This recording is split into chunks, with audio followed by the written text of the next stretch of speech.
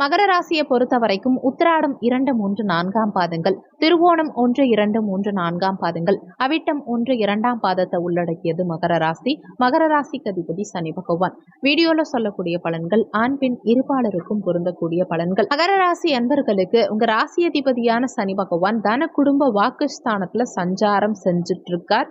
அதே மாதிரி உங்க ராசிய பஞ்சமஸ்தானத்துல அமர்ந்து குரு பகவான் பார்க்கறது விசேஷம். எடுத்த காரியத்துல இந்த காலகட்டத்துல உங்களுக்கு வெற்றி கிடைக்கும். எண்ணிய எண்ணங்கள் ஈடேறும். உங்க முயற்சிகள் பலிதமாகும். ஏன்னா முயற்சி ஸ்தானாதிபதியும் பஞ்சமஸ்தானத்துல இருக்கார். தைரிய வீரியம் அதிகரிக்கும். சகோதர வகையில அனுகூலங்கள் உண்டாகும். தன குடும்ப வாக்குஸ்தானாதிபதி தனஸ்தானத்திலே ஆட்சி பலம் பெற்று சஞ்சாரம் செய்யும் காரணத்தினால தன வருமானம் இந்த காலகட்டத்தில் பிரமாதமாகவே இருக்கும். ஆனாலுமே தனத்தை கையாளும் விதத்துல மட்டும் சற்று எச்சரிக்கையான அணுகுமுறை தேவைப்படும். குடும்பத்துல இந்த காலகட்டத்தில் நிம்மதி பிறக்கும். குடும்ப உறுப்பினர்களுக்காக எதையுமே பார்த்து செய்வீங்க. இருந்தாலுமே உங்க வாக்குல சற்று நிதானம் தேவைப்படும். பேச்சில் நிதானத்தை கடைபிடிக்கிறது உங்களுக்கு நல்லது. ஏன்னா 7.5 சனியில இப்போ உங்களுக்கு பாத சனி நடந்துட்டு இருக்கும் காரணத்தினால குடும்பஸ்தானத்துல சனி பகவான் சஞ்சாரம் செய்யும் காரணத்தினால குடும்ப உறுப்பினர்கள் கிட்ட சற்று விட்டு கொடுத்து செல்வது உங்களுக்கு நல்லது. வாக்கு சார்ந்த விஷயத்துல கவனமா இருந்துக்கோங்க. யாருக்கும் அவசரப்பட்டு வாக்கு கொடுக்காதீங்க. ஒரு சில நேரங்கள்ல கொடுத்த வாக்கை காப்பாற்ற முடியாம போகலாம். அதே மாதிரி முயற்சி ஸ்தானமான 3ஆம் இடத்து அதிபதி பஞ்சமஸ்தானத்துல சஞ்சாரம் செய்யும் காரணத்தினாலையும் முயற்சி ஸ்தானத்துல ராகு பகவான் சஞ்சாரம் செய்கிறார். உபஜயஸ்தானத்துல ராகு இருக்கிறது விசேஷம். அப்ப எடுக்கும் முயற்சிகளில் இந்த காலகட்டத்துல நிச்சயமா உங்களுக்கு வெற்றி கிடைக்கும். குலதெய்வ கோவிலுக்கு சென்று வரக்கூடிய அமைப்புகளை இந்த காலகட்டம் உங்களுக்கு ஏற்படுத்தி கொடுக்கும். அதே மாதிரி லாபாதிபதியான செவ்வாய் பகவான் மாத முற்பகுதியில 3ஆம் இடமான முயற்சி ஸ்தானத்துல ராகு பகவானுடைய சேர்க்கை பெற்று சஞ்சாரம் செய்கிறார்.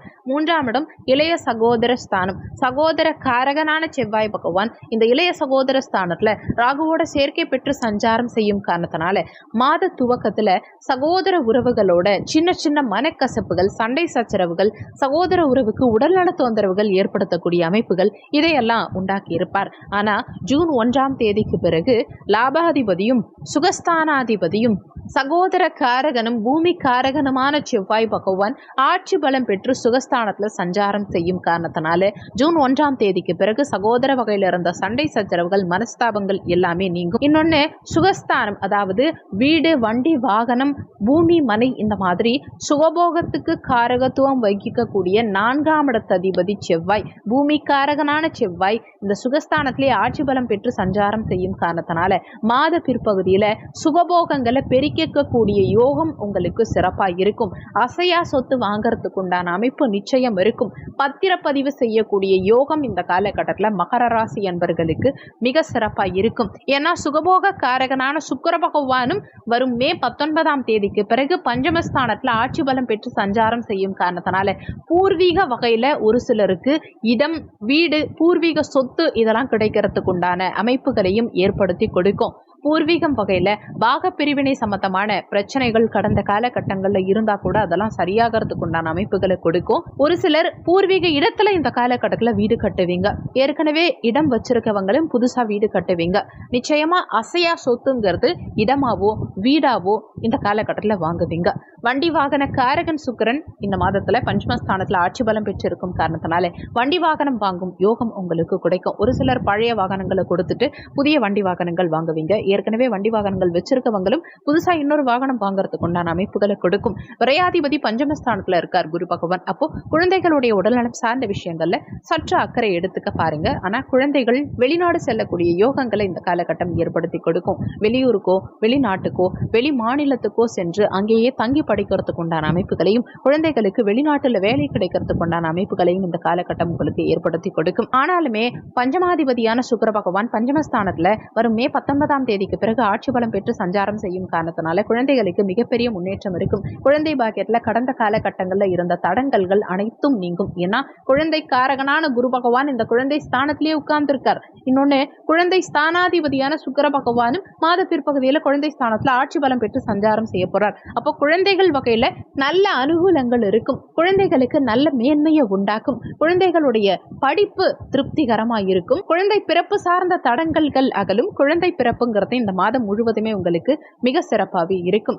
6ஆம் இடத்ததிபதி ருணரோக சத்ருஸ்தானாதிபதியான புதன் பகவான் மே 31ஆம் தேதிக்கு பிறகு பஞ்சமஸ்தானத்துல சஞ்சாரம் செய்யும் காரணத்தினால ஒரு சிலர் குழந்தைகள் கிட்ட இருந்து பிரிந்து வாழக்கூடிய சூழலை ஏற்படுத்தி கொடுக்கும். குழந்தைகளுடைய உடல் நலத்துல சின்ன சின்ன உபாதைகள் வரலாம். ஆனா பெரிய அளவுல தொந்தரவுகள் எதுவும் இருக்காது, கவலைப்பட வேண்டாம். அஷ்டமாதிபதியான சூரிய பகவானும் இந்த மாதத்துல பஞ்சமஸ்தானத்துல இருக்கார். அப்போ 6ஆம் இடத்ததிபதியும் 8ஆம் இடத்ததிபதியும் இணைந்து பஞ்சமஸ்தானத்துல சஞ்சாரம் செய்யும் காரணத்தினால குழந்தைகளுடைய உடல் நலத்துல இந்த மாதத்துல சின்ன சின்ன தொந்தரவுகள் வரலாம்.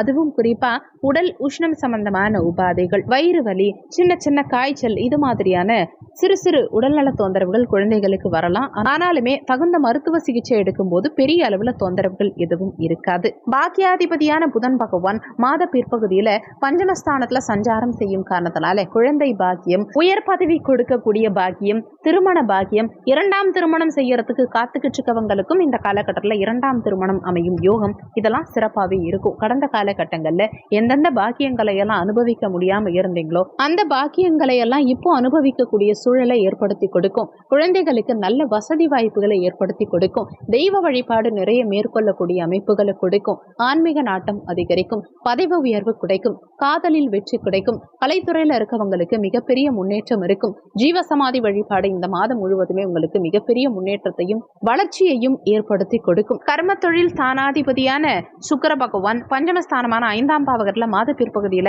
ஆட்சி பலம் பெற்று சஞ்சாரம் செய்யும் காரணத்தினால பூர்வீக வகையில அனுகூலங்கள் இருக்கும். பதவி உயர்வு நிச்சயம் கிடைக்கும். தொழில் வகையில மிகப்பெரிய முன்னேற்றம் இருக்கும். நீங்க என்ன பிசினஸ் பண்ணாலும் சரி, தொழில் வகையில நல்ல முன்னேற்றம், எதிர்பாராத வளர்ச்சி, லாபம் இதெல்லாம் கூடும். அதே மாதிரி சமுதாயத்துல உங்க மதிப்பும் மரியாதையும் கூடும். லாபாதிபதியான செவ்வாய் பகவானும் மாத பிற்பகுதியில ஆட்சி பலம் பெற்று சஞ்சாரம் செய்யும் காரணத்தினால லாபங்கள் சிறப்பா இருக்கும். மூத்த சகோதர வகையில அனுகூலங்கள் உண்டாகும். இந்த மாதம் சிறப்பா அமைய நீங்க செய்ய வேண்டிய தெய்வ வழிபாடு என்னன்னா, சனிக்கிழமை தினங்கள்ல ஆஞ்சநேயர் வழிபாடு, பிள்ளையார் வழிபாடு செய்யறது மூலமா தடங்கல்கள் அகலும், நினைத்த காரியம் ஈடேறும். இந்த வீடியோல உங்களுக்கு ஏதாவது சந்தேகம் இருந்தா கீழே இருக்க கமெண்ட் செக்ஷன்ல சொல்லுங்க. நன்றி. மற்றும் ஒரு நல்ல பதிவோடு மீண்டும் உங்களை சந்திக்கிறேன்.